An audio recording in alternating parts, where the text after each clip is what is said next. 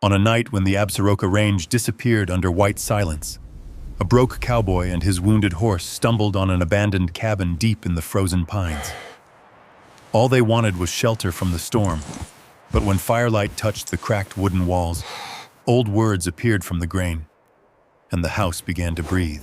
The wind screamed across the Absaroka range, tearing through the pines like a chorus of lost souls. Snow fell in waves so thick it blurred the world into white, erasing every shape, every sound except the groan of the storm.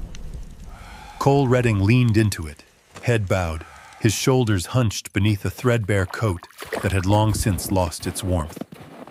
Each breath came shallow, turning to frost before his lips. Behind him trudged his Mustang, Whisper, a gray mare dusted white with ice, her mane stiff with frost, her eyes dulled by fatigue but still alert. They had been walking since dawn, searching for anything that might keep the cold from killing them. Cole's last coin had gone to a handful of oats for Whisper, and his own stomach had been empty since the morning before. He'd been many things in his life: ranch hand, fence builder, trail guide, but never this, a man with nowhere left to go. When the wind shifted, he caught the faint outline of something through the curtain of snow, a roofline tilted and half collapsed, but standing. "You see that girl?" he muttered, his voice hoarse. Whisper flicked an ear, her breath a steady plume of white. Together they pushed forward, each step sinking to the knee. The shape grew clearer. A cabin, dark wood buried beneath drifts, its chimney leaning like an old man. One shutter flapped weakly in the wind. The door was half open, snow crusting the threshold. Cole pressed his shoulder to it and forced it wider. The hinges wailed like something alive. Inside was darkness, cold and stale, carrying the smell of dust and old timber. He pulled Whisper in after him, shutting the door against the storm's howl. For the first time in days, silence wrapped around them. He struck a match, cupping it against his palm. The brief light flared over walls lined with gray boards, a broken chair, and what had once been a hearth blackened with soot. He found a few scraps of wood in the corner and coaxed a flame from them, the smoke curling up the crooked chimney. When the fire caught, it painted the room in trembling gold. Whisper stood near the wall, her head low, her breath clouding the air. Cole rubbed her neck, feeling the tremor under her skin. "You held up better than I did," he murmured. "Just one more night, old girl." The fire snapped and crackled, and he sat near it, holding his hands over the faint warmth. He looked around, noticing the details of the place: the cracked window pane, the warped floorboards, the smell of something once alive. Someone had lived here long ago. The thought brought him a strange comfort. Outside, the blizzard hammered the walls. The cabin moaned as though remembering its age. Cole leaned back against the wall, eyes half closed, exhaustion pressing him down. The sound of the wind merged with his memories, of a ranch long gone, of his father's voice shouting orders over the noise of cattle, of laughter that no longer belonged to him. He drifted between waking and sleep until a new sound broke through the storm, a low, hollow thump beneath the floorboards. Whisper lifted her head, ears pricked. Another thump, closer this time, and the boards under Cole's boot shivered. He sat up, heart hammering. "Probably just the wind," he muttered, though even he didn't believe it. Whisper took a step forward, snorting softly, her hoof tapping once against a section of floor. The sound rang strange, empty, not solid like the rest. Cole frowned. "What are you trying to tell me, girl?" He pushed himself up, joints aching, and crouched beside the spot. The wood was worn smooth, but when he rapped it with his knuckles, it echoed back, a hollow space beneath. He glanced at the mare. "You found something, didn't you?" Another gust rattled the windows, the light dimming. Cole reached for the fire poker and pried gently at the board's edge. It gave a little, the old nails creaking. Beneath it, darkness waited. The smell rising from the crack was not rot, but age, dust, paper, maybe oil. He hesitated, then stopped. The cabin shuddered under the weight of the storm, and the fire hissed as snow blew down the chimney. "Tomorrow," he whispered, setting the board back in place. "We'll see what's hiding under there tomorrow." He fed the fire one last scrap of wood and wrapped himself in the thin blanket from his pack. Whisper stood guard, her silhouette outlined in the faint light. The storm raged on, pounding the world outside into oblivion. Inside that forgotten cabin, two survivors clung to the smallest circle of warmth, surrounded by a silence that felt almost alive. As sleep finally claimed him, Cole heard it again, a faint tapping from beneath the floor. 3 times, slow and deliberate, like a heartbeat waiting to be answered. He jolted upright, the blanket slipping from his shoulders. Embers glowed like the eyes of some small animal in the hearth. Whisper had her head up and angled, one ear cocked toward the boards, the other toward the door. The wind foxed around the cabin's seams, searching for a way in. For a while, all he heard was the pop of settling wood and the long sigh of the storm. "Easy," he murmured to the mare, hand outstretched.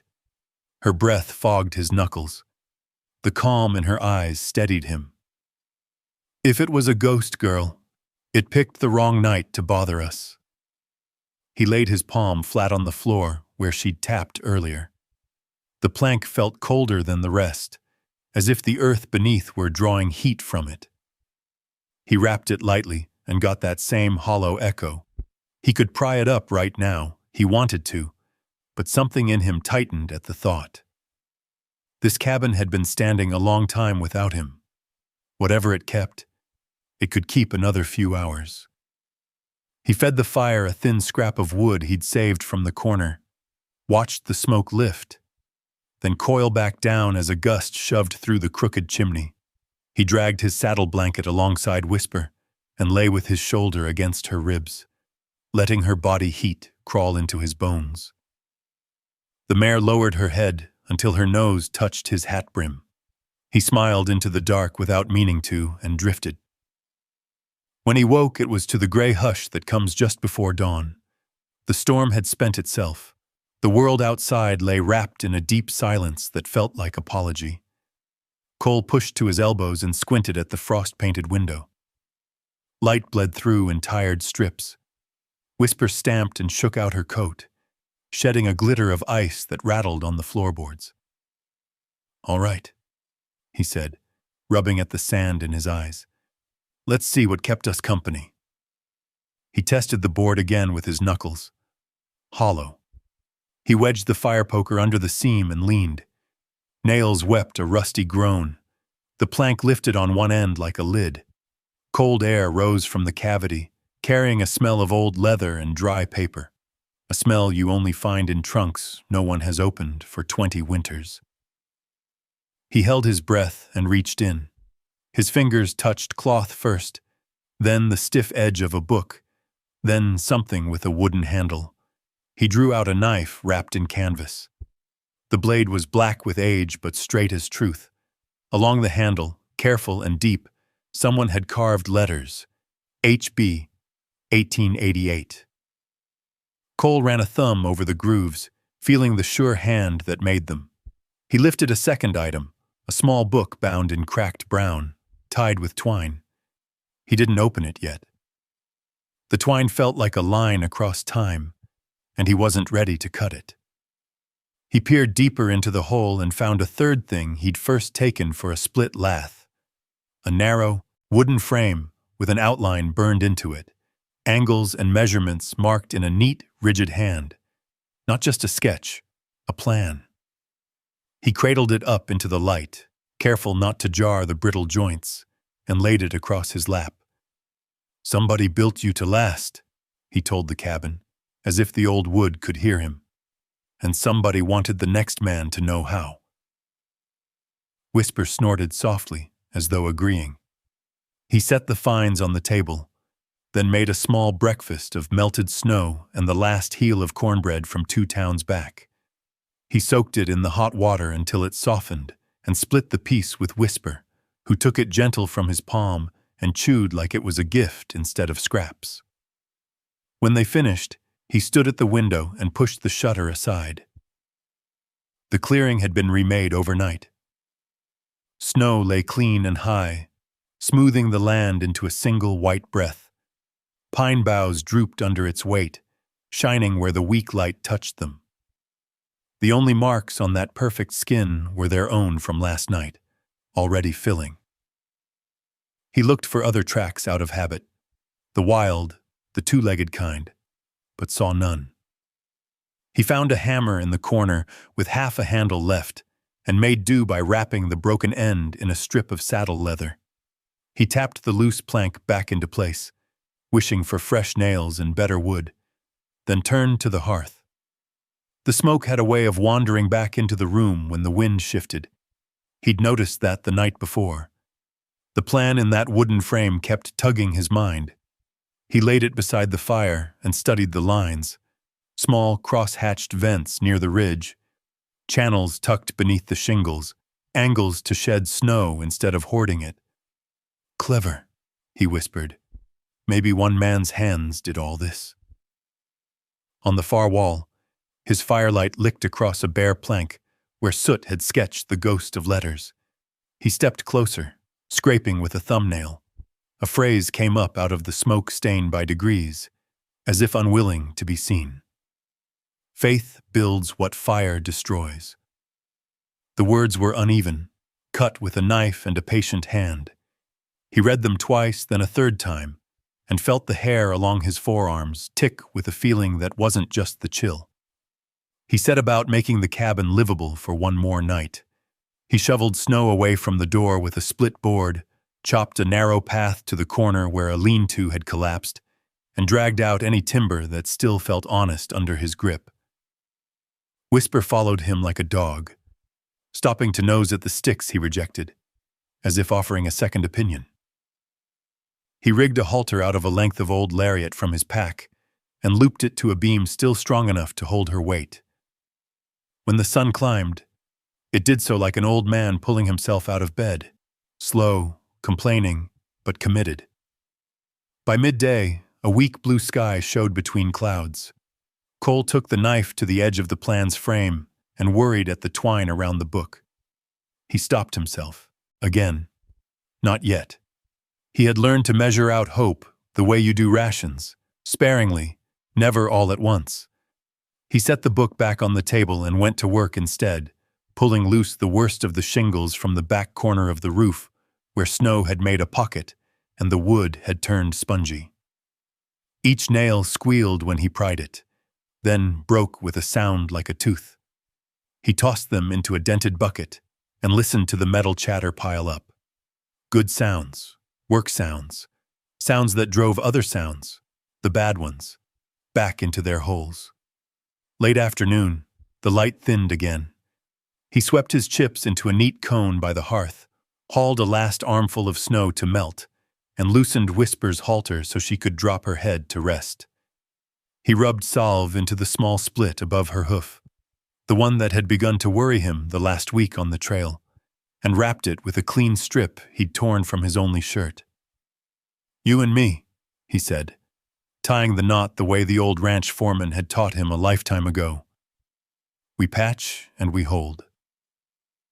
When dusk came, it brought with it a hush that made the cabin feel not empty, but expectant.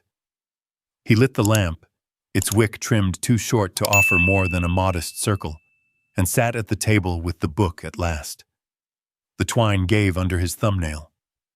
He opened the cover to a wash of pencil dust and the faintest scent of pine pitch. Inside were measured drawings of rafters and vents, notes about wind and snow load, angled cuts marked with a lettered hand. H. Boone. Then a line written sideways along a page as if the writer had squeezed it in before the light failed him. "If the roof breathes, the house will live." Cole closed the book and pressed his palm to it. "Mr. Boone," he said to the empty room, "I reckon you knew something about staying alive."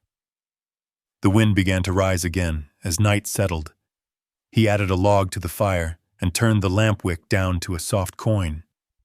Whisper shifted and let a long breath sigh out of her. Cole's eyes went to the door, not because he heard anything yet, but because some part of him had lived too long on the edge not to look. He stood and checked the latch, then the window. Snow had sealed both more surely than any lock. He lay down with his back against Whisper once more and let the warmth drowse him. Sleep came in small pieces this time, like a deck of cards laid down one at a time. In one piece, a calf bawled for its mother across a spring field. In another, the crack of a rifle broke the hush that falls when men know trouble is coming. In another, his father's hands held a post steady while he swung the sledge, until he realized the hands were his and the post wouldn't hold. He woke to the sound of the latch lifting. It was a small sound, a breath of metal against wood. Yet it cut the room like a blade. Whisper's head shot up. The mare froze, then flared her nostrils and blew a warning no louder than a whisper of smoke. Cole rolled to his knees, bare. Hand searching for the knife, though his eyes were on the door. The lamp wick barely made a puddle of light. The rest of the room was the color of coal. The latch lifted a second time, a hair more sure. The door moved the width of a finger. Cold crept through the crack and touched his cheek. He could hear his own breath now, ragged where it should have been steady. He rose in a crouch, one palm on the floor, the other wrapped around the knife's handle, and took a step. "Who's there?" he called, low but clear. The word fell against the wood and went dead, as if swallowed. No answer. Just the door easing another inch and a clatter somewhere near the threshold, the brittle voice of ice giving up its grip. The wind might have done it, or the storm's settled weight turning to melt and slide, or something else. He glanced at Whisper. The mare's ears were pinned, not back in fear, but forward, fixed. She stared at the widening seam with a kind of quiet judgment he'd only ever seen in good horses, and the kind of men who keep their word. If it had been just the wind, he thought, she'd have swung an ear and gone back to breathing. He moved closer, boards soft under his bare feet. The cold coming through that crack felt like a hand on his chest. Snow whirled in tiny threads, catching the lamplight like dust. A shape broke the seam, no more than a shadow stretched by darkness. But it had weight. Cole stopped. His name came then, or something like it, breathed on the other side of the wood.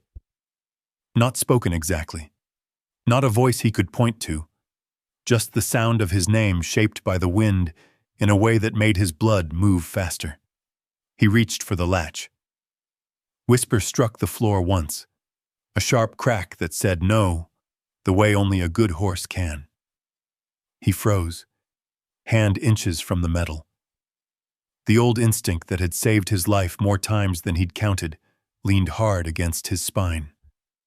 "All right," he whispered, backing one step, then another.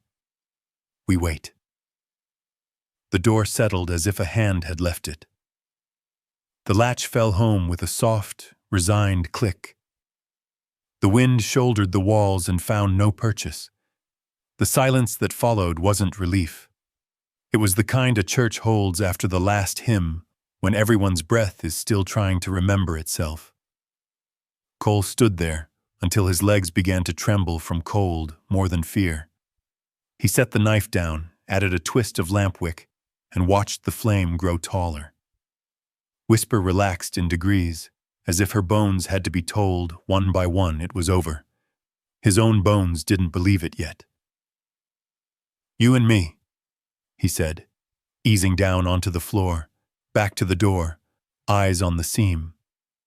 "We wait till morning." Somewhere, deep under the floor, a single tap answered, slow and patient as before. He didn't sleep the rest of the night. He counted the clicks of the cooling chimney stones and the tiny complaints of timber as the cold worked at it. He watched the line of dark at the bottom of the door like a man watching a horizon for a ship.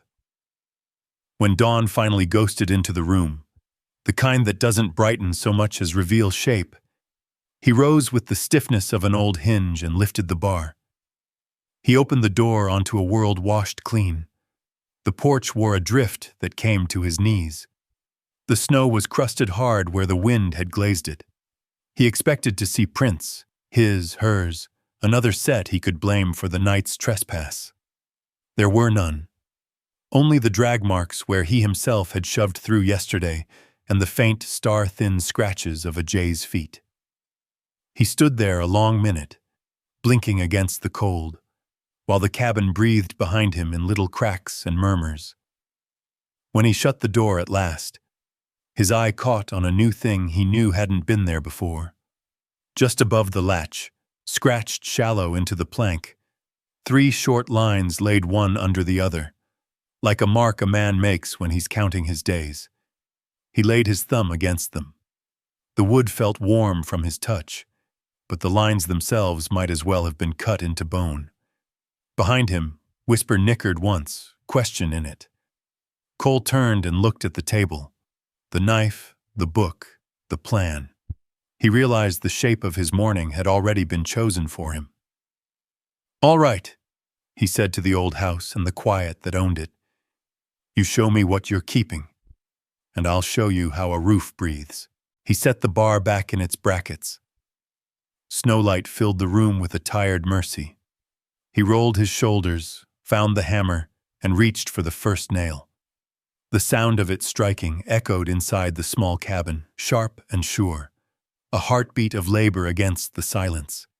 Each tap steadied his hands, reminded him what it meant to make something hold. Whisper stood in the corner, her tail flicking idly, head turned as if to watch every move. Steam curled from her nostrils in the chill. By mid-morning, the fire had burned low, but the cabin had changed. The air no longer felt haunted. Cole worked until sweat chilled on his back, pulling loose the warped boards along the north wall where frost bloomed like white moss. Beneath the top layer of rot, the wood still smelled faintly of pine sap and years of storms. "You got good bones," he muttered to the wall. "Just need someone stubborn enough to see 'em." Whisper snorted, stamping once. Cole smiled at that. His mare had a way of answering when the world didn't.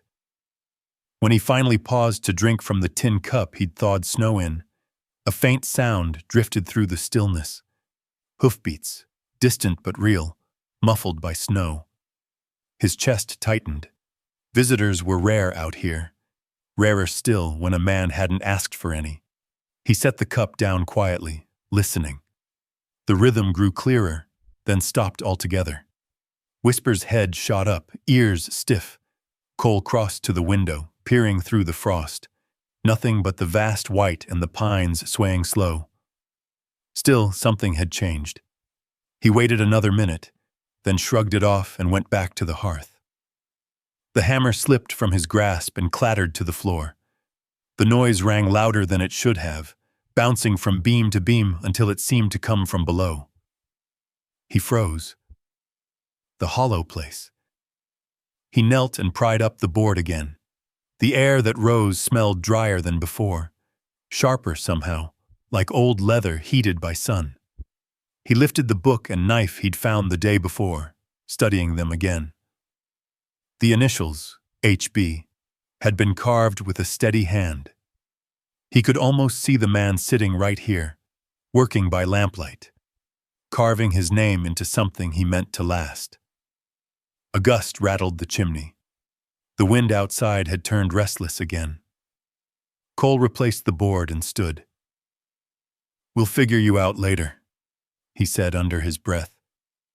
He went outside for the first time that day, pushing the door open against a waist-high drift. The cold slapped him full in the face. Overhead, clouds had thinned, showing blue like a promise that wouldn't quite hold. The world glittered, every pine bough, every wire of grass encased in ice. Down the slope, half buried under snow, He saw a post marked with a red slash. He'd seen those before, on fences, on barns foreclosed, on properties left to die. Someone wanted this land empty. He walked closer, brushing away snow until a second mark came clear beside the first. A brand burned into the wood itself, a crooked B inside a circle. Cole's breath caught. Barrett Sloan. The name hit like a stone dropped in a still pond. He'd worked for Sloan years back when the rancher's smile had seemed kind. But Sloan's generosity always came with rope attached. Cole had quit after watching too many good horses work to death for a man who counted coin by the drop of another's sweat. Now the old rancher's claim had crept here too. He turned and looked at the cabin. The thought of leaving it behind knotted his stomach. Whisper pawed the ground, reading his silence. "Not yet," he said. "We've come too far to walk away." He gathered fallen branches, dragged them to the clearing's edge, and stacked them into rough walls to break the wind. The work took hours, and by the time he finished, the light had gone soft and gray again. The cold settled deep. He built the fire high and sat close to it, rubbing warmth into his fingers. From his pocket, he pulled the small book once more and untied the twine. The drawings filled his lap, a craftsman's language, lines so clean they almost spoke. He flipped to the last page. Faded pencil words trailed along the margin. "A house stands only if the man who builds it remembers why." He let out a slow breath. The sentence felt personal, as if left there for whoever found it next. For a long time, he just stared into the fire, the words echoing somewhere behind his ribs. That night, snow began again, whispering against the roof like soft hands. Cole sat with his back to the wall, the book open on his knee, his eyes half on the flames and half on Whisper. Her eyes caught the firelight, shining like two warm coins. "Tomorrow we start fixing what's broken," he said. "I reckon it's been waiting long enough." He dozed sometime after midnight, head bowed, the sound of crackling wood filling the dark. Sometime in that thin stretch between dream and waking, he thought he heard another sound, slow steps circling the cabin outside. Not the shuffle of an animal, but the measured tread of boots crushing snow.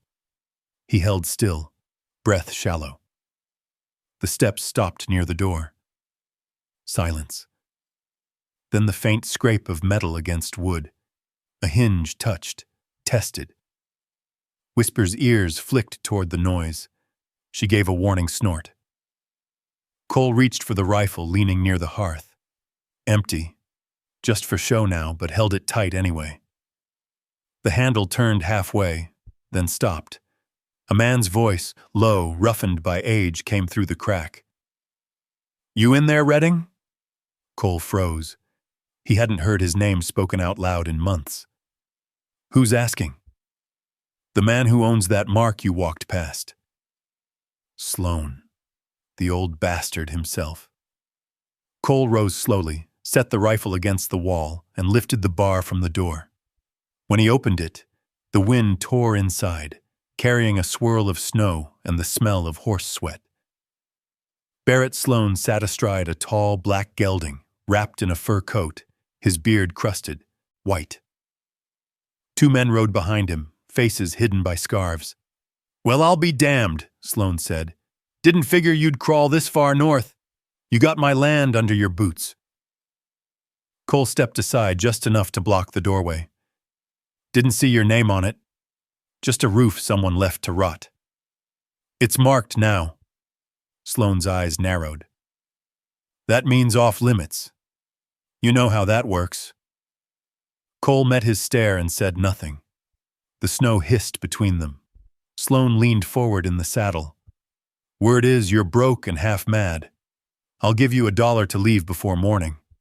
Next storm, this place'll be gone anyway. Then it won't matter if I stay." Sloan's smile showed no warmth. "Don't test me, son. A man freezes quick out here. Accidents happen. You've seen it. Cole's jaw tightened. He stepped back and shut the door without a word. The wind caught Sloane's curses and scattered them like ashes. Inside, the fire had burned down to a low glow. Cole leaned his head against the door and listened to the horses fade into the storm. Whisper pressed close, her muzzle brushing his sleeve. "Guess we're trespassing now," he said softly. "But it's our trespass." He added the last of his wood to the fire, and its light grew until it touched the carved words on the wall again. "Faith builds what fire destroys." Cole stared at them, his reflection dancing faintly in the flame. "Then Faith better have a hammer." Outside, the wind carried the sound of retreating hooves into the mountains, but he knew this wasn't finished. Men like Sloane didn't forget being told no. Whisper shifted, restless, her eyes catching the flicker. Cole ran a hand down her neck, feeling the solid life there. "We'll make it through, you and me. We've done worse." The storm rose higher, sealing the world again in white. Beneath it all, the cabin creaked like an old heart deciding one more time to keep beating. By morning, the snow had swallowed the clearing. Cole had to shoulder the door twice to break it open. The drift outside rose past his knees, and the pines beyond looked like soldiers frozen mid-March. The air bit clean and sharp, so cold it stung his teeth when he breathed. He stood for a moment, hat pulled low, looking across the unbroken whiteness. There were no tracks. Sloane and his men had vanished into it, leaving only the echo of their threat. Whisper pressed her head against his back, nudging him toward the fire. "Yeah," he said, rubbing her cheek. "We'll get through today. Then we'll see what tomorrow brings." Inside, the fire popped softly, the only sound alive. He poured melted snow into a tin cup, stirring in the last of his coffee grounds, what passed for warmth. The taste was bitter, like the dirt floor itself, but it steadied him. He spent the morning reinforcing the roof beam and patching the south wall where the wind had found a way in. The rhythm of hammer and breath drowned out the storm's ghosts. Every blow sent flakes of frost drifting from the rafters, small white stars melting against his sleeve. By noon, the light outside had gone gray again. He stepped out to fetch more wood and stopped short. Something new marked the world. Across the clearing, nailed to the half-collapsed fence post, hung a strip of red cloth. It fluttered weakly in the wind, its color stark against the snow. Below it, carved deep into the wood with a hunting knife, was a symbol. A crooked X, bisected by a vertical line. He didn't have to think hard to know who left it. Barrett Sloane's men had been back. Cole crouched near the post, gloved fingers brushing the carving. The cuts were fresh, edges still wet with sap. It wasn't just a warning, it was a claim. A man like Sloane didn't bluff. The next time they came, it wouldn't be for talk. Whisper whinnied behind him, pawing nervously at the snow. Cole turned, scanning the tree line. Nothing moved, but he could feel it. The sense of being watched. The quiet out here had teeth. He took the cloth down, folding it once, twice before tucking it into his coat pocket. "Not today," he said softly, as if the mountain might hear him. He spent the afternoon gathering supplies from the lean-to, nails, bits of wire, anything he could salvage. While he worked, the wind began to shift. It came from the east now, warmer and heavier, carrying with it the faint scent of smoke. Smoke meant fire. Fire meant men.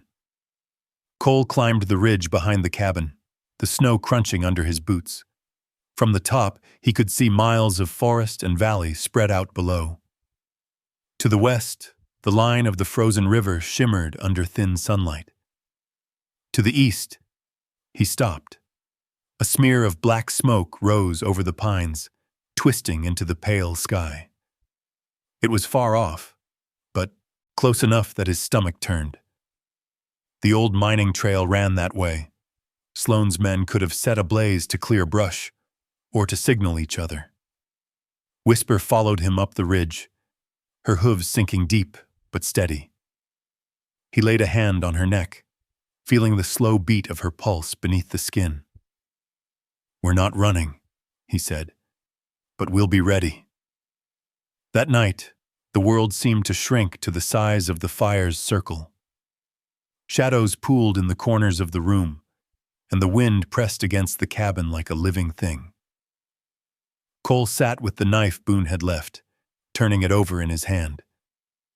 The initials HB caught the light like a tiny spark. He thought of Sloane, of the red cloth, of the smoke curling out there somewhere in the dark. The old fear was back, the one that came from knowing you were alone, and no lawman or neighbor was close enough to hear if things went bad. He cleaned the knife, sharpened it slow, and laid it beside the book and plans.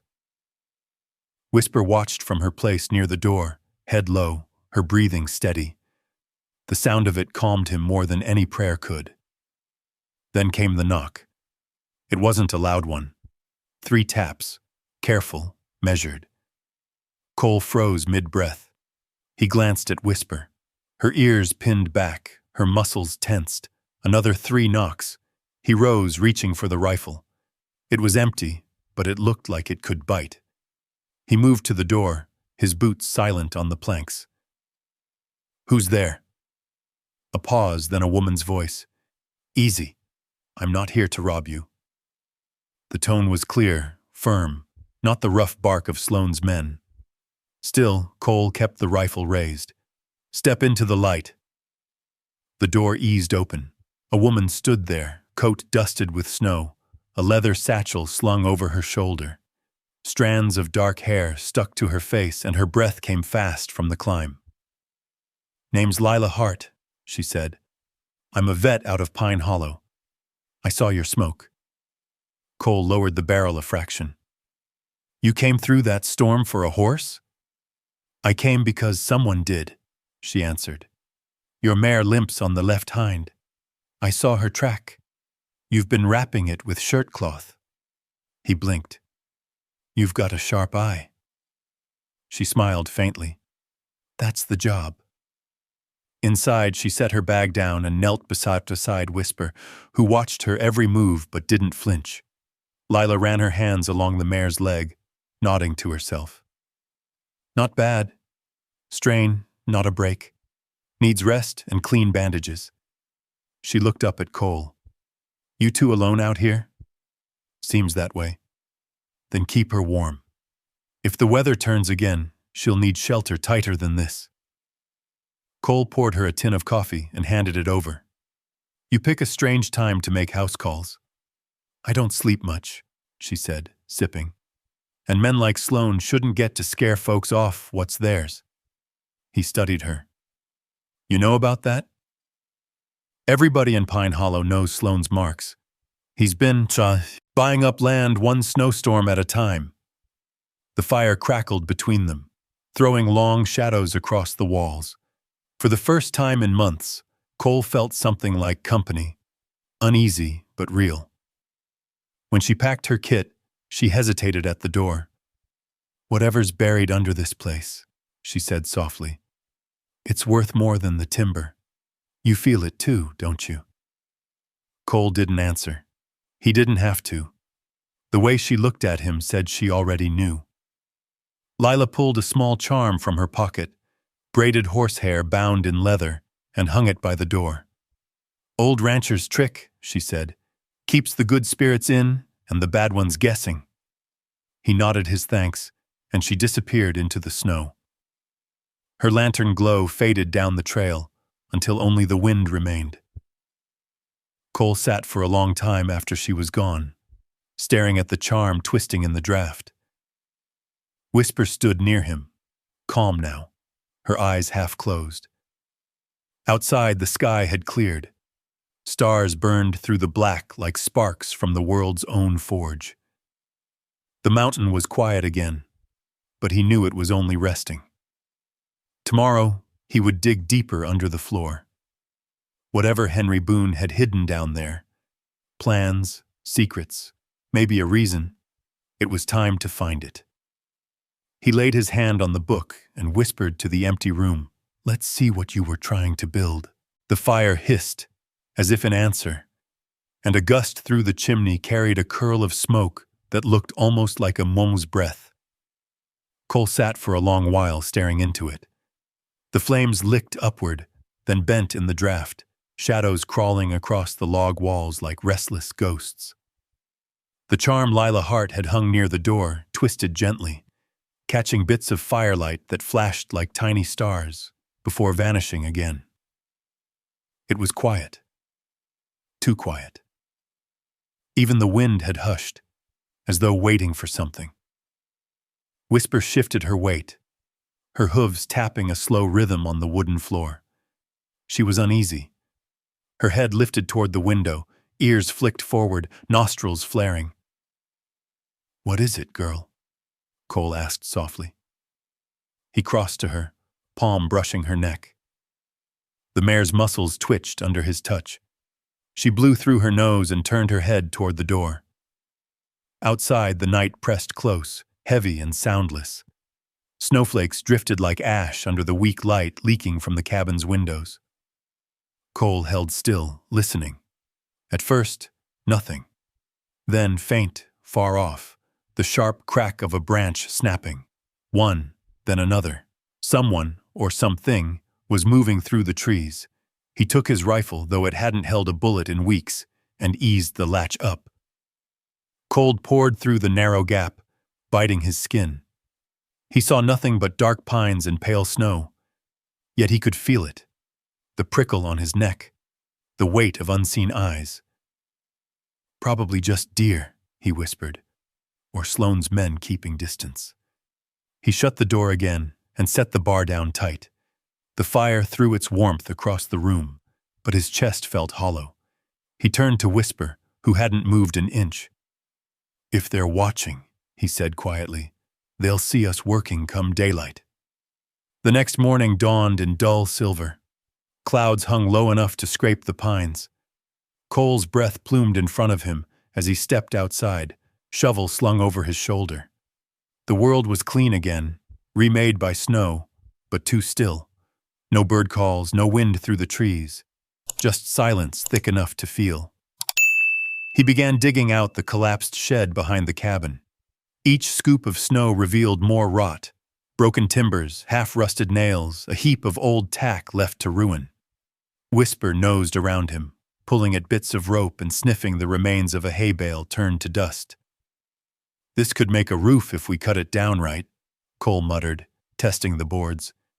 "Might even get us through another storm." By noon, he'd cleared enough to find a rusted saw and a bent axe head buried in the snow. He hammered the axe back into its handle with the heel of his boot and went to work splitting firewood.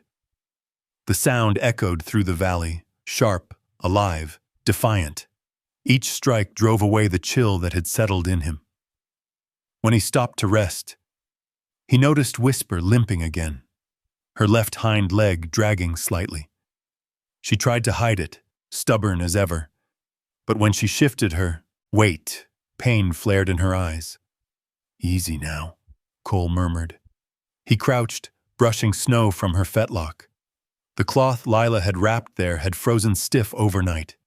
He unwound it gently, the skin beneath swollen and raw. "You need rest," he said. "You've earned that much." He led her into the cabin, where the floorboards groaned under her weight. The heat from the fire thawed her coat to a wet sheen, and steam rose off her flank. Cole wiped her down with a rag and fed her the last of the oats from his bag. When he looked up, Whisper was watching him, her dark eyes full of that quiet intelligence that had unnerved more than one man on the trail. "You and me, we're all that's left," he said, voice low. "Don't you go quitting on me now." She exhaled softly, resting her muzzle against his shoulder. For a moment, man and horse stood in that stillness, the kind that comes when a heart remembers what it's fighting for. That night, the wind returned, rising in low groans that shook the shutters. Cole fed the fire higher and higher until the chimney roared, but the warmth never quite reached him. He couldn't shake the thought of that red cloth, that mark carved into the fence. Sloan wasn't done. He tried to sleep, but failed. Every time he closed his eyes, he saw the cabin burning, the mare screaming, the snow turning to ash. Near midnight, Whisper stirred. She pawed at the floorboards and snorted, restless. Cole sat up. What is it? Then he heard it too, a low hum, faint but steady, rolling through the ground beneath them. Not thunder, not wind, the sound of horses. He threw on his coat and opened the door. Down the slope, faint lanterns moved through the snow. 3, maybe 4. Riders. They were still a ways off, but their voices carried faintly on the wind. Damn, Cole breathed. They're back. He shut the door fast and pulled the shutters tight. Whisper's muscles quivered, ready to bolt, but there was nowhere to run. No, girl, he said, taking her halter. We stand our ground. The riders didn't come straight to the cabin. They circled instead, their lights drifting between the trees like ghosts. One of them called out, his voice thin in the storm. You got till dawn, Redding. After that, you're just part of the snow. Cole stood by the window, jaw tight, watching until the lights disappeared back into the woods. His heart pounded, but his mind was clear. He couldn't keep hiding. If Sloan wanted him gone, he'd have to give the man reason to fail. When morning came, the world was blue-white and quiet again. Cole stepped outside, breath clouding. He gathered the boards he'd salvaged from the shed and began repairing the cabin's side wall, the one facing the road. Each nail he drove in was a message. I'm still here. Whisper limped out to stand beside him, head high despite the pain. She wouldn't stay inside. Every time he tried to lead her back, she resisted, planting her hooves firm in the snow. Stubborn fool, Cole said, shaking his head, though there was pride in his voice. By sunset, they had patched the wall, fixed the roof's worst gaps, and stacked a new pile of firewood. It wasn't much, but it looked like something trying to live. Cole leaned on his hammer, breath steaming. Whisper stood close, her ears flicking at the sound of the wind through the pines. Then she turned her head sharply toward the forest, eyes fixed. Cole followed her gaze. Through the falling dusk, a single rider appeared at the tree line. Sloan's man, Eli Drum, the same scar-faced Hanno who'd burned men out of their cabins before. He didn't ride closer, just sat his horse there, staring. Cole stared back until the man finally turned and rode off. When he was gone, Cole whispered to the dark, You'll have to do worse than stare. Inside, Whisper lay down by the fire for the first time since they'd arrived. Cole pulled the blanket around her and sat beside her head. He ran his hand through her mane until her breathing slowed. Outside, the wind picked up again, howling through the chimney like a warning. He looked toward the corner of the cabin where Boone's book still sat open. Its pages fluttered in the draft, one line catching his eye. If a man builds with fear, his walls will fall with it. Cole exhaled, long and steady. Then I'll build with something else. He threw another log on the fire, the sparks rising like stars. Whisper's tail twitched in her sleep, her hooves kicking gently as if she dreamed of running. Outside, hidden by snow, the red-marked post caught a final gleam of starlight before the darkness took it again. By morning, the sky had turned the color of tin. The storm had passed, but it left behind a silence so thick it pressed against the walls. Cole woke to find Whisper already standing near the window, breath fogging the glass. The mare's legs still trembled from strain, yet she refused to rest. All right, he said, pulling on his coat. If you won't lie down, you might as well watch me work. He poured her a small measure of water from the bucket, then took a cup for himself. The fire in the hearth had dwindled to embers, whispering faintly under a crust of ash. He stirred it back to life, sparks leaping like fireflies before fading in the chill. When the flame rose, it cast a warm glow across the far wall, the same wall he'd seen letters scratched into nights ago. Cole stepped closer, running his fingers across the soot. The words had darkened over time, but they were still there. Faith builds what fire destroys. He remembered how the letters had shimmered when Lila's lamp caught them, as if whoever carved them hadn't left entirely. The thought stirred something old inside him, a memory, half buried and sour. A different fire. A barn collapsing in a storm of smoke, his father's voice shouting through the roar, the smell of burned hay and fear. He swallowed hard, forcing it back down. Work. That's what he needed. Work was a kind of prayer. He hauled a beam from the collapsed shed and began reinforcing the back wall. Every swing of the hammer steadied him. Outside, the sun crept higher, turning the snow from gray to blinding white. By midday, smoke curled from the chimney steady and straight. Cole stepped outside to stretch his legs, brushing frost from his beard. The air carried a faint scent of pine and old ash. When he turned back, something caught his eye. The wall above the chimney. A black pattern had formed in the rising smoke, faint at first, but growing, curling upward in the shape of letters. At first, he thought it was his imagination, but the longer he stared, the clearer it became. Boone. His pulse quickened. He blinked hard, stepped closer. The letters dissolved, then reformed, shifting with the smoke as though drawn by invisible hands. Henry Boone, the name carved on the knife handle. Cole's mouth went dry. "You still here, old man?" he muttered. Whisper nickered softly behind him, ears flicking toward the chimney as if she, too, had seen. That night, as the wind picked up again, he opened Boone's notebook on the table. The drawings were clearer now that he'd brushed away the soot and dirt. One page showed a cross-section of the cabin's roof, the vents marked with precise angles. Another page held a list of notes, measurements, supply counts. But near the bottom, written sideways, was a single line in smaller script. When the roof breathes, the soul beneath it will follow. He stared at it for a long while, letting the words sink in. Boone hadn't just been building shelter. He'd been building something that meant more. Maybe that was why he'd hidden the plans, why he'd left behind that strange motto. Whisper nudged his shoulder, the warmth of her breath pulling him back to the present. Cole smiled faintly. "You think he's watching us?" The mare blinked slow, calm as the fire. He went to the hearth, feeding it a log. The flames leapt high, snapping as they licked the stone. Through the smoke, he saw it again. The faint curve of letters, drifting like breath from a dead man's lungs. Boone.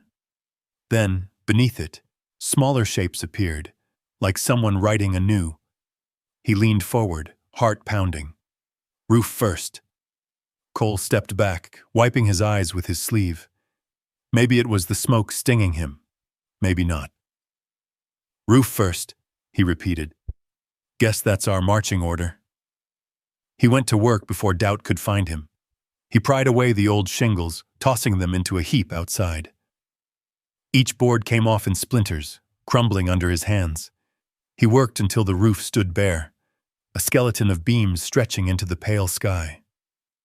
The cold bit deep, but sweat still ran down his back. Whisper watched from the doorway, tail swishing, her body framed in the glow of the fire inside. Every so often, she let out a low breath that curled upward like fog. When the light began to fade, he climbed down the ladder, shoulders aching, palms blistered. He looked up at what was left, the ribs of a house trying to draw one more breath. "Tomorrow," he said aloud, we start giving you lungs. He gathered what tools he had, a dull saw, Boone's knife, the bent hammer, and placed them beside the hearth. As he bent to stir the coals, a knock came at the door. Not sharp, not angry, just one, soft and deliberate. Cole froze. Whisper lifted her head, eyes wide. Another knock. He reached for the rifle, the old habit returning. "Who's there?" A familiar voice answered, muffled by the wood. "Don't shoot, Redding. It's me." Lila Hart. He unbarred the door, letting in a rush of cold air. Lila stood there, wrapped in a thick coat, cheeks red from the wind. "You look like a man digging his own grave," she said, stepping inside. "Or building something out of it." "Both, maybe," Cole said, shutting the door behind her. She set down her satchel, eyes scanning the bare roof through the gaps. "You weren't kidding about fixing this place." "Boone left plans," he said, nodding toward the book on the table. "Seems a shame to let him go to waste." She studied him for a moment, then smiled faintly. "You're not just fixing wood, are you?" "Don't know what I'm fixing yet," he admitted. "Maybe myself." Lila poured herself a tin of coffee from his pot. "That's a dangerous job to do alone." Cole chuckled dryly. "Ain't the first time." They talked little after that. Lila checked Whisper's leg again, rewrapped it carefully, and left him with a small jar of liniment. "Use this every night," she said, "and keep the fire low. Smoke draws eyes." When she stepped outside, Cole followed her to the porch. The moon had risen pale over the ridge, turning the snow to silver. The valley below glowed faintly in the distance, Pine Hollow, where other folks slept under proper roofs. Lila looked toward the trees. "If Sloan means what folks say, he'll be back. Don't let him find you unready." Cole nodded. "I won't." She hesitated, then reached into her pocket and pressed something into his palm, a small wooden token carved with a horse's head. "From my father's stable," she said. "He used to say a good horse remembers the hands that built its shelter.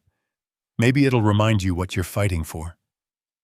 He turned the token over, feeling the grooves in the wood. "Thank you." When she left, her lantern light bobbed down the trail until it vanished among the trees.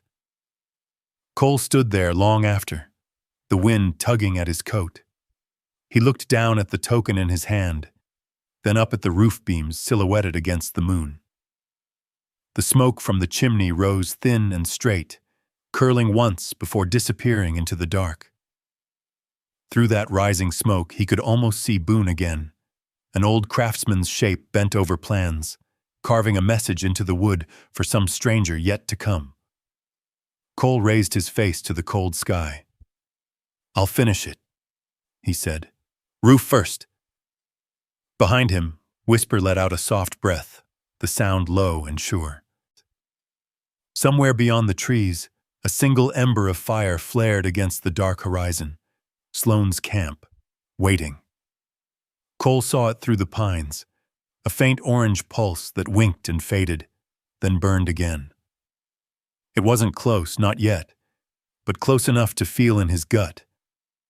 A man could read intent in firelight the way he read tracks in snow. This one meant trouble. He turned back toward the cabin.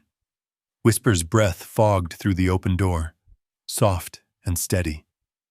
The mare was calm, unaware that men in the distance were likely whispering about kindling and kerosene. Cole reached down, scooped a handful of snow, and rubbed it across his face. "Not tonight," he said to the dark. "You come for us. You better come ready." Inside, he stirred the fire to life, then tamped it down low to keep the smoke thin. Boone's plans still lay open on the table, pages weighed by a hammer, and the small wooden horse Lila had given him. He studied them again, tracing the roof lines with his finger. Every mark Boone made had reason. The vents, the slants, the space above the rafters, all built to let heat and smoke move like breath through the bones of the house. "You knew how to keep a roof alive," he whispered. "Now teach me how to keep it standing." He worked through the night. The hammer's rhythm was steady, a heartbeat against the storm. By midnight, half the new roof frame was up. Sweat froze on his collar. His knuckles bled where the handle had split. But he didn't stop. Whisper stayed near, head low, watching. She flinched each time a nail shrieked through old timber, then settled again. When he finally dropped the hammer, the moon had crawled high, pale and thin behind cloud. He sat on the porch steps, chest heaving, and looked down the slope. That ember of fire still burned. Only now, it was more than one. 3 points of orange glowed in the dark. They were coming. He went inside and double-checked the rifle hanging by the door. Still empty. It didn't matter. He'd bluff if he had to. He barred the windows, stacked the last of the wood, and kept Whisper close. Sometime near dawn, the first crack sounded, a distant pop that might have been a gunshot, might have been wood breaking under ice. Cole froze. Then came another, closer, sharper. The mare's head shot up. She snorted, pawed at the floor, eyes rolling white. Cole crossed to her side and whispered, "Easy now, girl, easy." Through the window he saw the flicker again. Not one fire, but several now, moving. Lanterns, riders weaving through the trees. "Hell," he muttered. He opened the door, stepping onto the porch. The cold hit like a blade. In the valley below, small orange shapes danced, lanterns swinging in men's hands as they guided their horses upslope. The fire at their camp had become a torchline. Cole could hear them now. Voices carried on the wind. One man laughing, another coughing. The sound of boots scuffing against stirrups. He counted 3, maybe 4. And then, above all of it, Sloane's voice. "Light it. He wants fire. Give him fire." Cole's stomach dropped. He turned, racing back inside. Whisper reared, panicked by the noise. He grabbed her halter, pressed his forehead to hers. "We can't run," he said. "Not in this snow, but we'll fight to stay warm." Outside, the first whoosh came, the unmistakable sound of oil hitting wood. The smell followed a heartbeat later, sharp and bitter. The east side of the cabin glowed orange. He rushed to the wall and tore down the old curtain, smothering sparks as they seeped through the cracks. "No," he growled. "Not today." The fire crawled fast, licking up the logs, seeking air. Boone's design, the vents, the seams, would either save them or feed the blaze. Cole seized the bucket by the hearth and threw water against the boards, steam exploding upward. It hissed, but the glow only deepened. "Roof first," he muttered. "You said roof first." He dragged a stool under the rafters and climbed.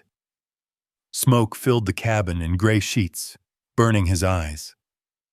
Whisper stamped and screamed, slamming her hooves against the floor. Outside, laughter echoed. Cole grabbed the edge of a vent board and pried it open. Cold air rushed through, swirling the smoke. The flames shifted, curling up instead of out. He ripped another board loose, then another. The fire sucked higher, feeding on the draft, but the heat lifted with it. For a second, the whole roof seemed to breathe. Inhale, exhale. He coughed hard, falling to one knee. The air thinned. Through the haze, he saw Whisper fighting the halter, trying to reach him. He crawled to her, cutting the rope with Boone's knife. "Go!" he shouted, slapping her flank. She hesitated, trembling.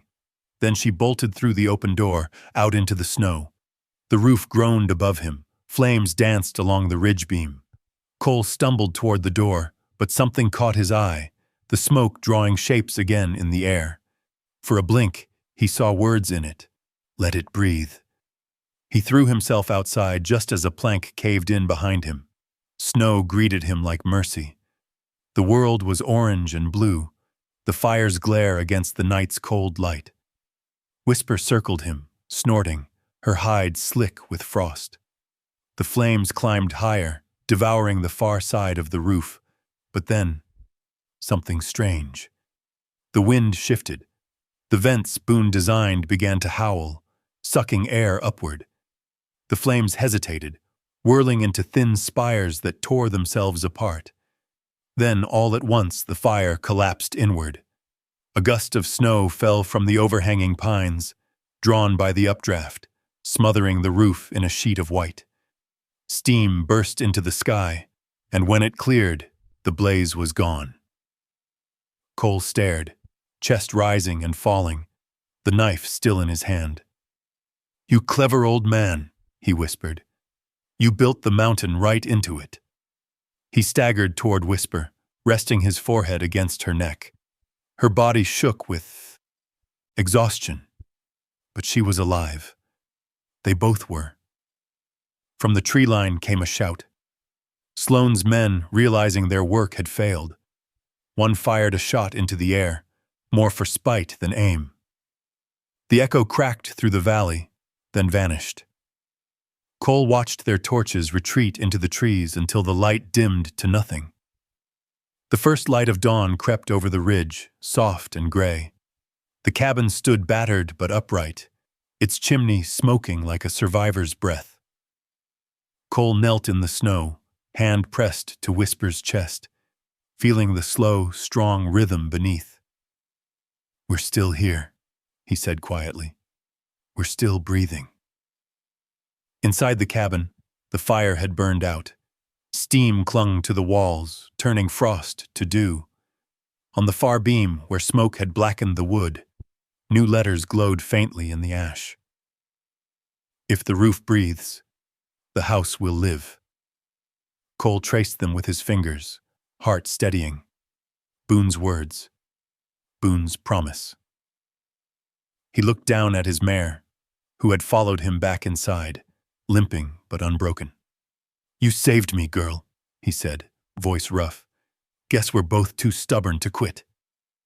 Whisper pressed her head against his chest. Beyond the ridge, the sun broke through the clouds, scattering light across the snow. It touched the cabin's roof, caught on the melted ice, and shimmered like glass. Smoke rose from the chimney again, not from fire this time, but from warmth returning to a house that refused to die. Cole stood in the clearing, his breath curling white in the cold. The air smelled of ash and pine sap, sharp and clean, and every board of the cabin steamed faintly where the snow had melted. The fire had come within inches of taking it all, but the roof, Boone's roof, had done what no man expected. It had breathed. It had saved them. He pressed a palm to one of the charred beams. The wood was warm under his hand, pulsing faintly with trapped heat. "You old magician," he said to the memory of Boone. "You built a house smarter than most men." Whisper stood nearby, head low, her sides rising and falling with the slow rhythm of recovery. A black scorch marked her flank where a falling ember had grazed her, but the skin beneath was sound. She shook her mane and snorted as if to say, "We're not finished yet." Cole smiled faintly. "Neither are we." He spent the next few hours clearing the snow that had poured through the roof vents. The inside of the cabin smelled like wet earth and iron, smoke clinging to the air like an old story that refused to end. Each plank he lifted, each nail he reset, felt like a conversation with the dead carpenter whose hand had once shaped this place. By noon, he had patched the gaps with salvaged boards from the shed. The walls were ugly now, mismatched wood and soot, but they were honest. He looked up through the vent Boone designed. Sunlight streamed through in straight gold lines. It was like the house was breathing daylight for the first time in years. Whisper grazed on what little grass showed through the thaw. She limped, but when Cole whistled, she trotted to him anyway, her gait awkward but determined. "Always in the fight," he murmured. "You'd have made Boone proud." That afternoon, as the day softened toward evening, the crunch of hooves came from the trail. Cole turned sharply, hammer still in hand. For a second, his chest tightened. He half expected Sloane's men. But the figure that appeared through the pines wore a broad hat and a long coat dusted white with frost. Sheriff Amos Cutter. He was older than Cole remembered him, back when they'd both served under the same ranch brand.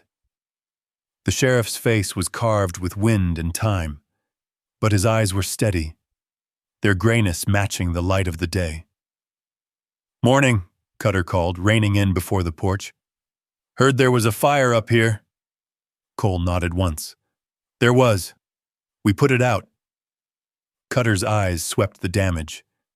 The charred beams, the blackened snow, the smoke curling from the chimney. "Looks like you did more than put it out. Place still standing." "Barely," Cole said, "but it's breathing again." The sheriff dismounted, his boots crunching the crusted snow. "You always had a way with things that looked half dead." He pulled a small burlap sack from his saddlebag and tossed it onto the porch. It landed with a heavy clink. Cole frowned. "What's this?" "Tools," Cutter said simply. "Found 'em in storage back at the old courthouse. Nails, a saw that still bites, and a flask of kerosene.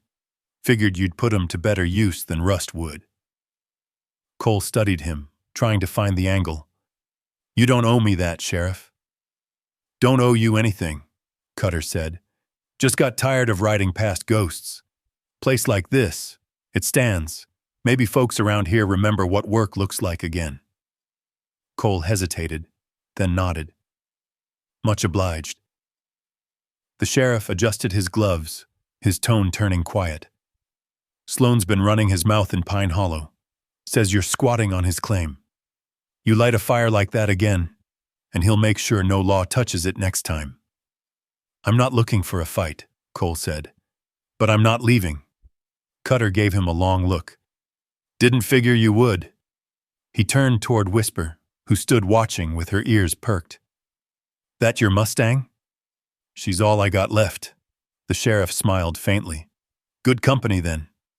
He swung back into the saddle, the leather creaking. "You keep this roof breathing, Cole. Don't let Sloane smother it." As he rode off, Cole watched him fade down the trail until the sound of hooves disappeared.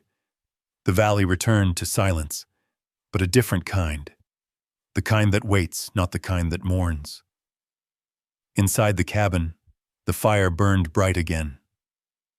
Cole sat by it, the sheriff's tools laid out on the floor, nails shining like silver, saw teeth sharp enough to sing. Whisper stood just outside the door, her shadow flickering against the wall in the firelight. He reached for Boone's book again. There were only a few pages left, but he turned them carefully, afraid they might crumble. Near the end, tucked between two leaves, he found a folded piece of paper. It was a letter. The ink had bled in places, but the writing was still legible. "To the man who finds this, if you rebuild what I began, you inherit not the timber, but the truth of it. This cabin wasn't meant to keep one soul warm. It was meant to remind a man that things built right will outlive those who made them." Cole read the line twice. The words felt heavier than any beam he'd lifted. He sat back, eyes tracing the smoke that curled toward the vent. The fire hissed, low and steady. He could almost hear Boone's hammer again, the soft rhythm of creation in the middle of nowhere. Whisper pawed the doorway, impatient. Cole chuckled. "All right, girl. Time to see if this miracle roof can hold another winter." He went outside where the air had begun to change again. The sun dipped low, bleeding gold into the snow, and in the distance he could hear faint thunder, the sound of ice breaking along the frozen creek. The season was turning. Cole leaned against the porch post, hands rough and raw, eyes on the horizon. "You hear that?" he said to Whisper. "That's the sound of something waking up." The mare stepped closer, her shoulder pressing against his arm. He rubbed the side of her neck, feeling her warmth against the cold.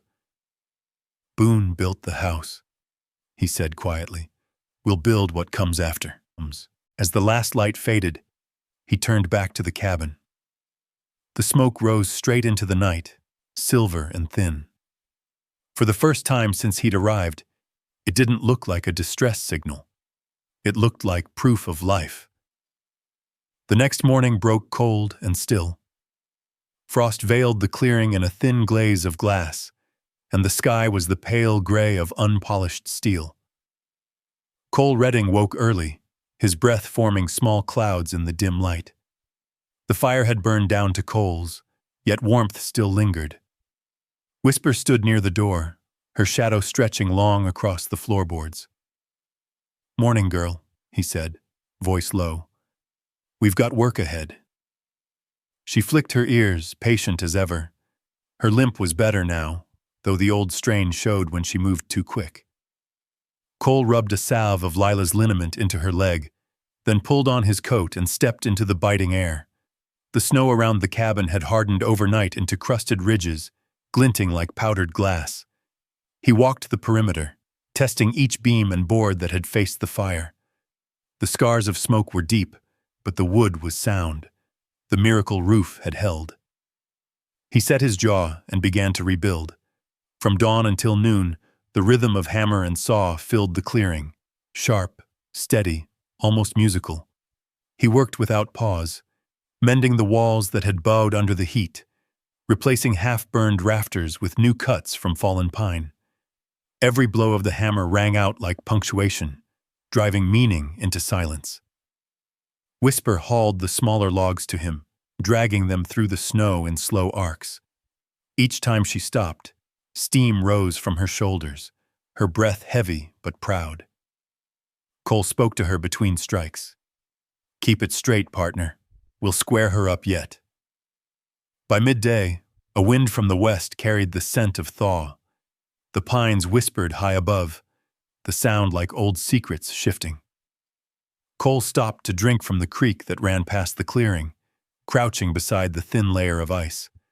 The water beneath was clear, alive.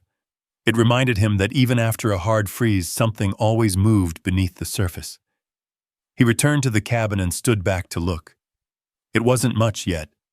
Half rebuilt, half scarred, but the lines were clean again, the roof true. He let himself breathe. That moment didn't last. The snap of a twig broke the quiet. Then another. He turned sharply, hand going to the hammer on his belt.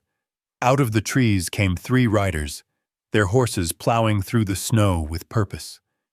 The lad man wore a long black coat, the kind made from money, not work. Barrett Sloan. Cole's jaw tightened. He didn't move. Sloan reined in before the fence, his breath fogging in front of his face. "Morning, Redding," he called, voice smooth but cold. "Heard the storm didn't take you after all." "Looks that way," Cole said evenly. Sloan's eyes flicked over the cabin. "I'll admit, you've got grit. Most men would have let it burn. But grit don't. Make it yours. This land's marked and filed." Cole rested one boot on the porch step. "Didn't see your name carved into Boone's knife." The rancher's lip curled. "You think an old ghost's claim means something in this county? You're standing on debt, not ground." "Then I'll pay it off in sweat," Cole said, "one nail at a time." Sloan's expression hardened. He gestured to the men beside him. Eli Drum and another Cole didn't know. Both carried rifles across their saddles. "You got till sundown to clear out. After that, we clear it for you." Whisper whinnied sharply from behind Cole, stamping the frozen earth. The sound made Sloan's horse rear and snort. The rancher cursed under his breath and jerked the reins. Cole's voice was calm, but his eyes burned. "You come back with fire again, Sloan. Make sure you've got enough water to put yourself out." For a long moment, no one spoke. Then Sloan spat into the snow. "You always were a fool for lost causes, Redding." He turned his horse, and the 3 of them rode off without another word, their silhouettes fading between the pines. Cole watched them go until the last sound of hoofbeats died. The quiet that followed was colder than before. He went back inside, set the hammer down, and let out a long breath. Whisper pressed her muzzle against his shoulder. He reached up and patted her neck. Looks like we're running out of friends, girl. By late afternoon, clouds rolled in again. He worked through the darkening light, driving the last nails into place, his muscles burning from the effort. When he stopped, the cabin's skeleton had become whole again. Smoke rose from the chimney in a thin, straight column. The house looked less like ruin, more like defiance. He cleaned his hands, sat on the porch, and let the cold sting the sweat on his face. The air had that taste before another storm, the metallic promise of snow or rain. He didn't care. Let it come. Inside, the fire crackled, steady and alive. He opened Boone's book one more time, flipping to the back page. There, faint under the smudged pencil lines, he noticed something he hadn't before. A date and a signature. Samuel Boone, 1854. He blinked. Samuel, he murmured, not Henry. A thought struck him like lightning. He turned to the knife resting on the table, its handle carved with initials. S. Boone. The old craftsman hadn't been Henry at all. He'd been Samuel, the same name as Cole's father. His chest tightened. Could it be the same man or family? He remembered his father's hands shaping fence rails, his voice saying, "Build it right the first time, and it'll outlive you." Cole sat still for a long moment, the firelight flickering in his eyes. The truth was like warmth breaking through frost, unexpected, undeserved, but welcome. Boone hadn't been a stranger. The cabin wasn't random.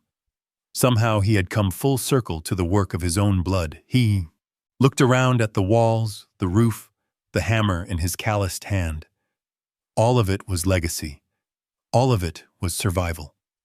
Whisper stirred and whinnied low, as if to remind him the day wasn't over yet. He smiled faintly. Guess we're both carrying ghosts, huh? Outside, dusk bled into night. The first flakes of snow began to fall again, drifting slow and silent, settling on the new roof that had learned to breathe. Cole watched them melt against the faint warmth rising from the chimney. He stood in the doorway, feeling the stillness press in around him. "They'll come again," he said softly. "But next time, we'll be ready." The cabin groaned as if in agreement, timbers flexing under the cold.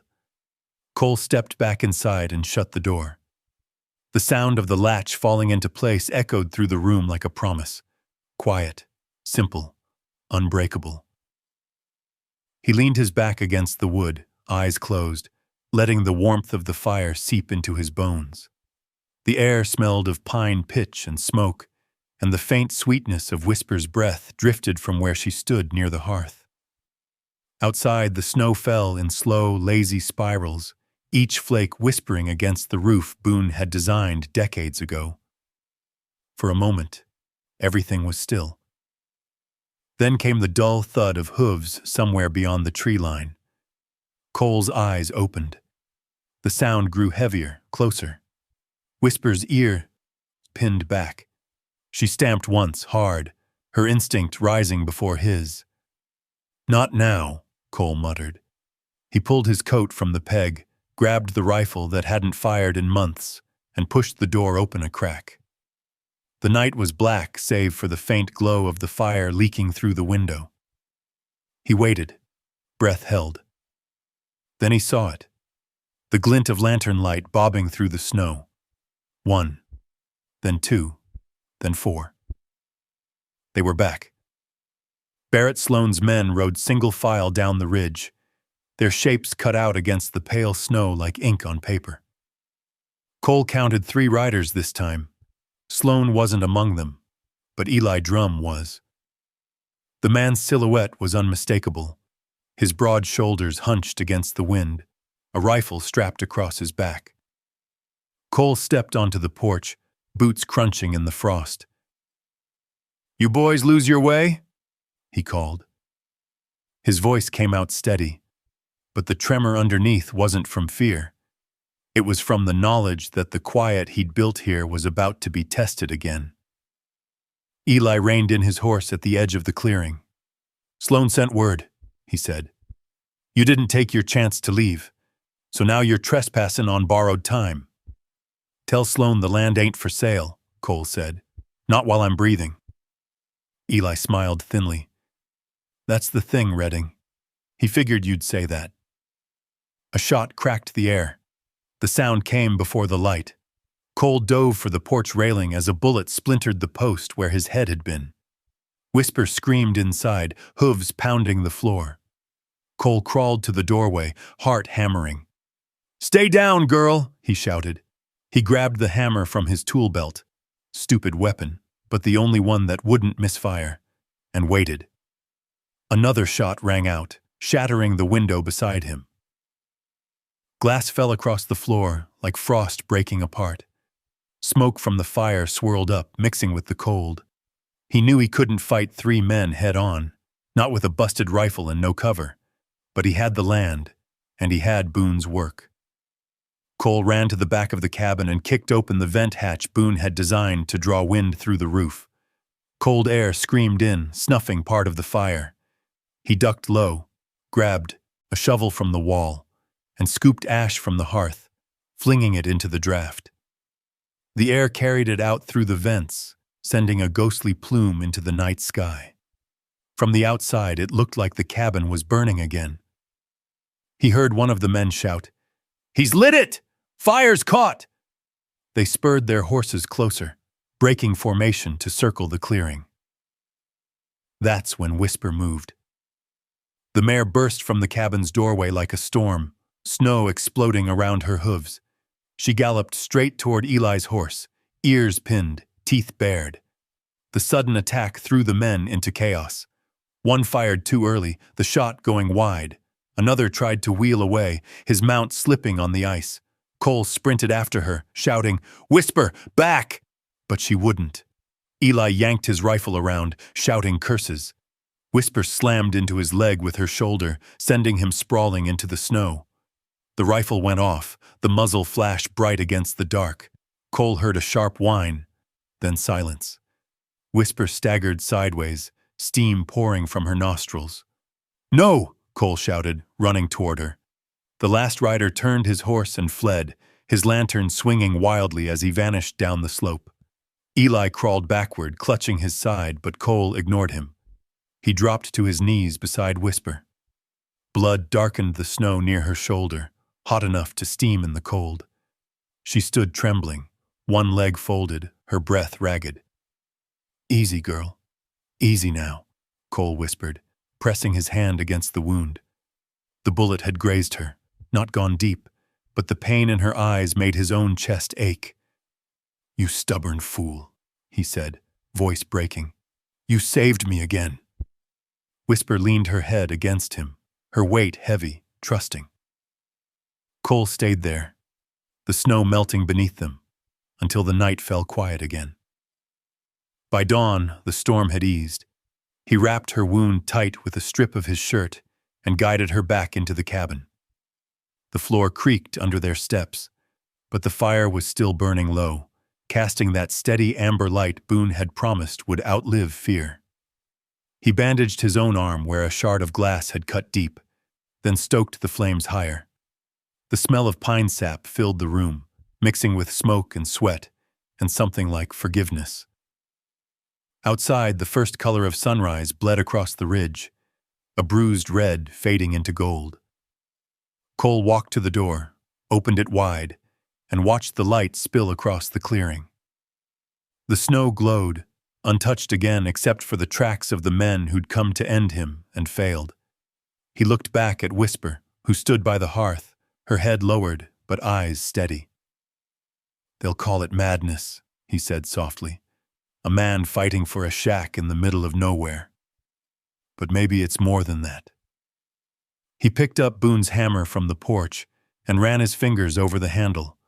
Its grip was worn smooth, the weight familiar now, almost sacred. He stepped outside, the cold biting deep, and set another board on the wall. The hammer struck once, twice, then again. Each blow echoed through the clearing, ringing out clear and strong. By the time the sun cleared the ridge, the last nail was driven home. The sound carried across the valley like a heartbeat finally finding its rhythm. Cole lowered the hammer, sweat freezing on his brow. He looked up at the roof gleaming in the light, each new plank shining pale and straight. "That's it, Boone," he said quietly. "We're done." Behind him, Whisper let out a low nicker, soft as a sigh. He turned to her and smiled, the kind of tired smile a man gives when there's nothing left to prove. "We built it right this time," he said, "so it'll stand." The wind shifted then, gentle and clean, threading through the new vents of the miracle roof. The cabin seemed to inhale once more, wood creaking, chimney sighing. Cole listened to it, that living sound, and felt the weight of all the years he'd carried. Loss, war, loneliness, lift just a little. "Let it breathe," he whispered. And for the first time since he'd come to this place, he believed it would. Days passed in a rhythm that felt almost like peace. The snow began to soften under the late winter sun, and a faint murmur of meltwater could be heard beneath the frozen crust. Cole rose each morning before dawn, fed Whisper, and walked the ridge to check for fresh tracks. The threat of Sloane's men lingered like a scent on the wind, but they hadn't returned. Not yet. Inside, the cabin had changed. It no longer looked like a survivor of fire. It looked lived in.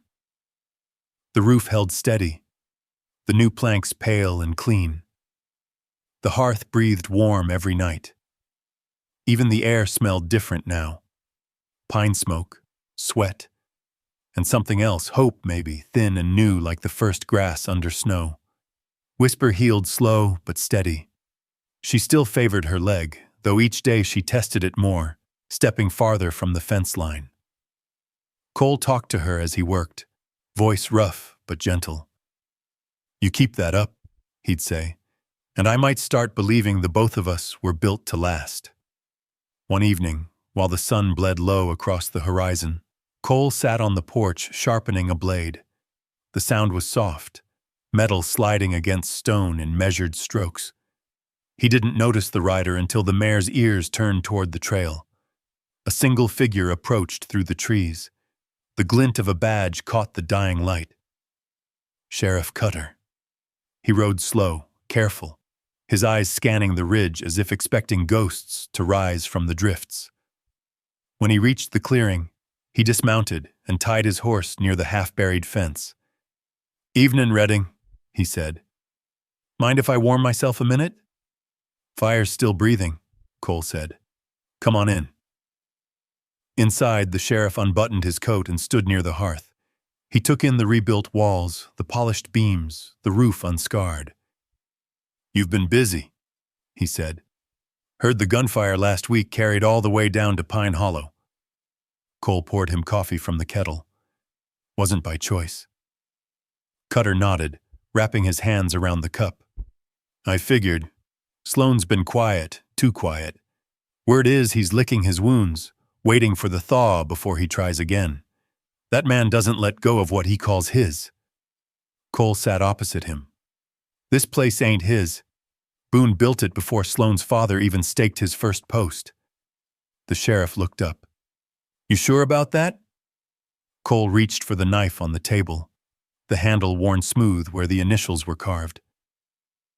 S. Boone. "I'm sure," he said. "My father's name was Samuel Boone Redding. Guess I didn't know what he built until I came here." The sheriff blinked. "You're telling me this cabin, this miracle roof folks been whispering about, was built by your kin?" "Seems so." Cutter set down his cup. For a long moment, neither man spoke. The fire cracked softly between them. Then Cutter said, "Well, that changes things. Sloane can't claim a deed that's bound in blood." Cole gave a small smile. Law won't see it that simple.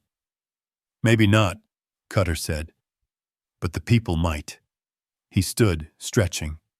You've done something here, Redding. You turned a ruin into a story folks can believe in.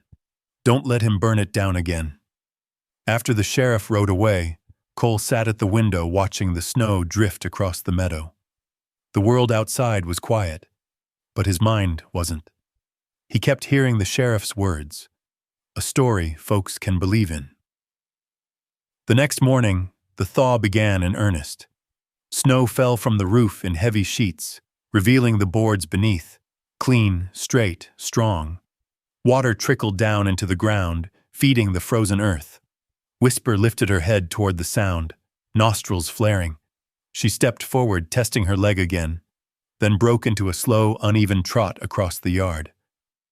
Cole laughed, the sound startling even to his own ears. "Look at you," he said. "Can't keep a good soul down, can I?"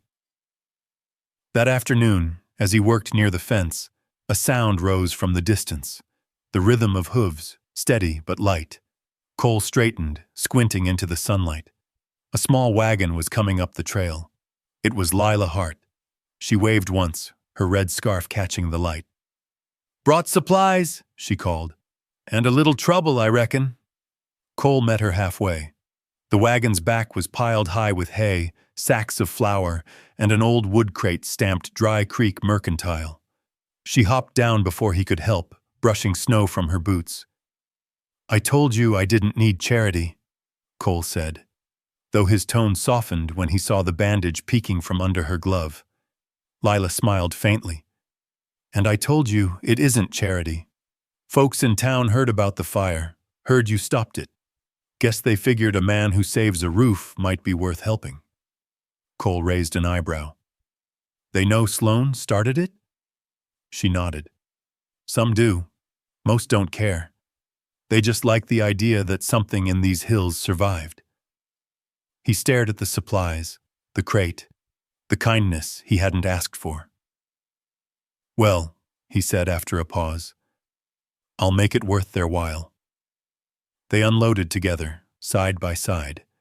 When they finished, she lingered on the porch, arms crossed against the cold. "You could have died out here," she said quietly. "So could you," he replied, meeting her eyes. "But you didn't stay gone." The air between them held more than the smell of pine. It held everything unspoken.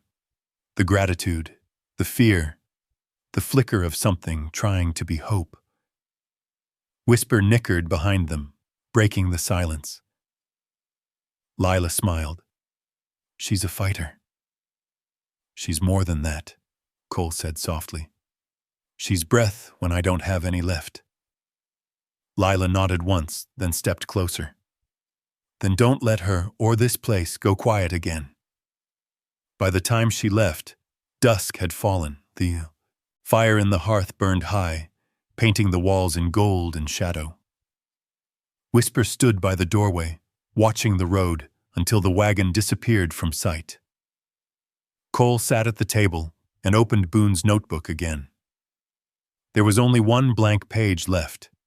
He picked up a pencil, rough and dull, and wrote slowly across the top line, "Built to breathe, to last, to live." He closed the book, set it on the mantel, and looked around the cabin. The silence was full now, not empty like before, but thick with memory and meaning. He could almost feel his father's hands on the hammer, Boone's ghost in the rafters, Whisper's heartbeat pulsing through the floorboards. "Guess we ain't ghosts after all," he said, smiling. Outside, a wind rose, soft and certain. It moved through the vents, down the chimney, and over the roof, making the boards hum like the low note of a cello. The cabin breathed again, the sound deep and calm and alive. And through it all, the horse stood watch, her shadow long against the firelight, a reminder that life, once saved, demands to be lived. Spring came slow to the Absarokas. The snow didn't melt so much as retreat, inch by inch, until patches of dark soil appeared like islands in a white sea. From the ridge, Cole could finally see the valley again, green returning to the lowlands, smoke curling from ranch chimneys. The world was thawing. So was he. He spent the early mornings mending fences and the afternoons carving small pieces of pine, tools, handles, the kind of work that let the hands move while the mind wandered. Whisper followed him everywhere, her limp nearly gone.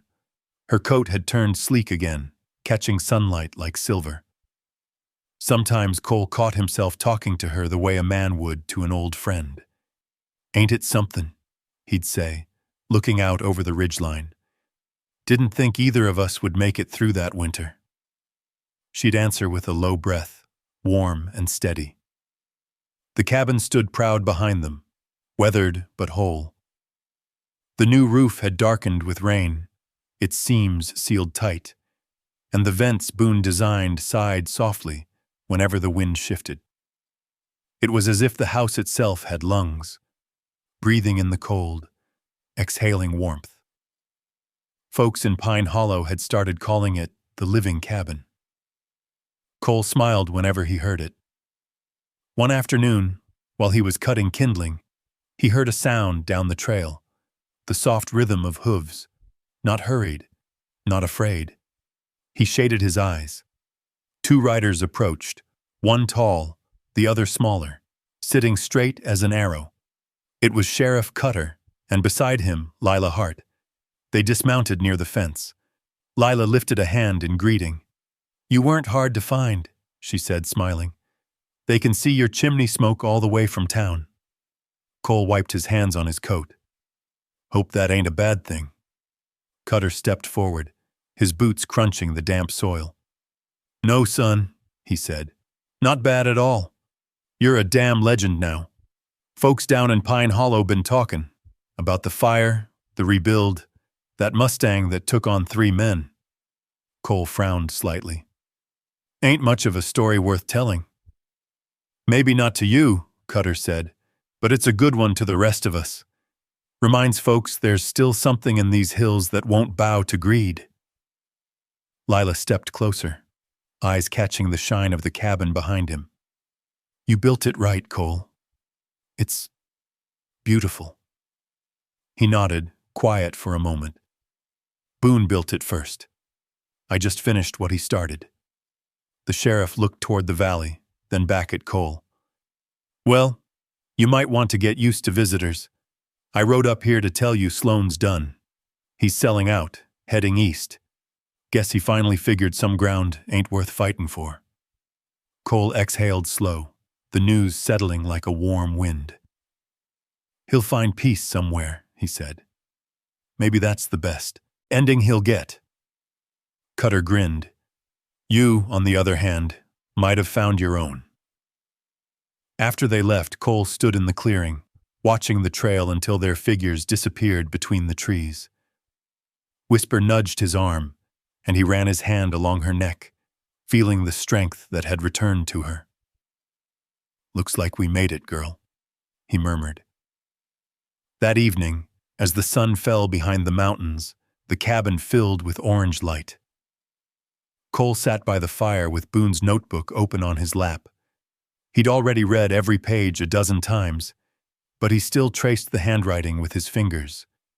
Near the end, under Boone's signature, he noticed a faint pencil line he'd missed before, a single sentence written in smaller, lighter script. "If this house still stands when the wind returns, it means a good man remembered how to build." Cole smiled.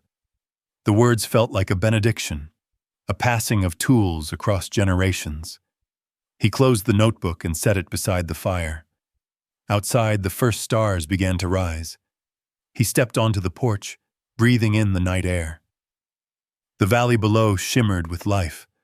Wolves calling, wind whispering through the timberline, the far-off rush of thawing streams. Whisper joined him, pressing her shoulder against his side.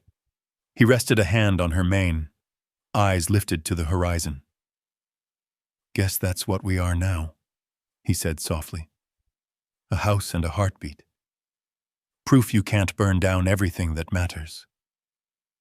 The mare lifted her head, snorting softly as the wind changed.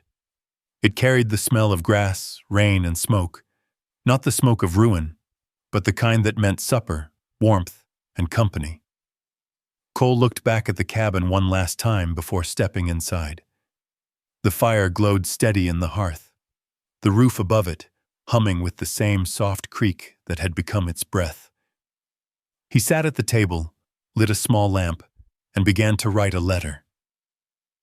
To whoever finds this place, know that it stands because someone cared enough to keep it breathing. The boards might crack, the roof might groan, but if you listen close, you'll hear the truth in it. No man's past is too far gone to rebuild. Just start with the first nail, and don't stop. He folded the letter and placed it inside Boone's notebook, setting it on the mantel where future hands might find it. Then he turned down the lamp and sat for a long while in the half-dark, the firelight dancing across the walls. Outside, the wind rose again.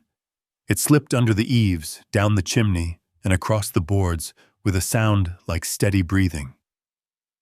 And if a traveler had passed that ridge that night, he might have sworn he heard it too. The slow exhale of wood and flame, man and horse, roof and wind, all working together, alive. The cabin breathed, and it would go on breathing long after its keeper was gone. Out there in the Wyoming hills, the wind still carries his story. The man who refused to let silence have the last word, and the horse who never left his side. If this story reached you somehow, if it made you think about what still breathes inside your own heart, drop a simple 0 or 1 down below. Maybe 0 if you felt the peace he built, and 1 if you believe second chances still live out there, somewhere past the ridge. Don't wander off just yet. Subscribe and ride with us into the next tale, another forgotten corner of the West, where kindness still fights to survive the cold.